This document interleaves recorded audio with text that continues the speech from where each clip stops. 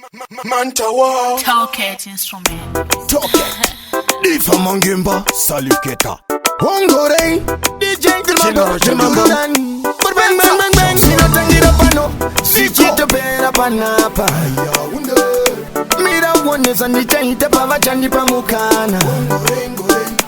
Dangerous Nekuti kunobviwa ndiko kure mujama Chishuo changu pita mbiri seyatama Mama vagandi wudza kuti zichanaka Ucharipura levhura tawanda Ihondo irikukonzeresa kuti nini ndigomuka makuseni sendakananga muzimbembe Chishuo kuda kugara singende iyo inamo irikukonzeresa kuti nini ndigomuka makuseni sendakananga muzimbembe Chishuo kuda kugara singende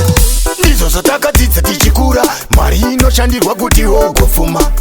kurarama kalife kanotura kuti ugomira pamabhuru uchikuma zvino muchaita sei zvasingafunduke haisi dhenja kunyange mundibuke mungandituke handimbogombuke ndoramba ndakashinga handisare shure Ihondo irikukonzeresa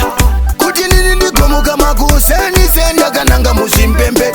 Chishuo kuda kugara singende iyo inamo irikukonzeresa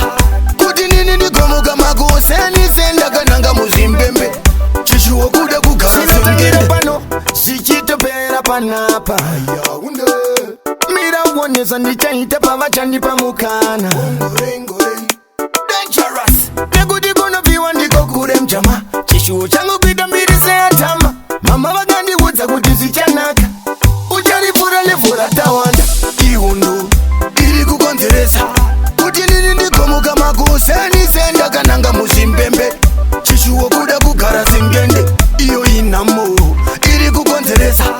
kuti nini ndigomuka makuseni sendakananga muzimbembe Chishuo kuda kugara singende Ndizo zotakadzidza tichikura mari inoshandirwa kuti ugofuma kurarama kalife kanotura kuti ugomira pamabhuru uchikuma zvino muchaita sei zvasingafunduke haisi dhenja kunyange mundibuke mungandituke handimbogombuke ndoramba ndakashinga handisare shure Ihondo irikukonzeresa kuti nini ndigomuka makuseni sendakananga muzimbembe Chishuo kuda kugara singende iyo inamo irikukonzeresa kuti nini ndigomuka makuseni sendakananga muzimbembe Chishuo kuda kugara singende Ihondo irikukonzeresa kuti nini ndigomuka makuseni sendakananga muzimbembe Chishuo kuda kugara singende iyo inamo irikukonzeresa kuti nini ndigomuka makuseni sendakananga muzimbembe Chishuo kuda kugara singende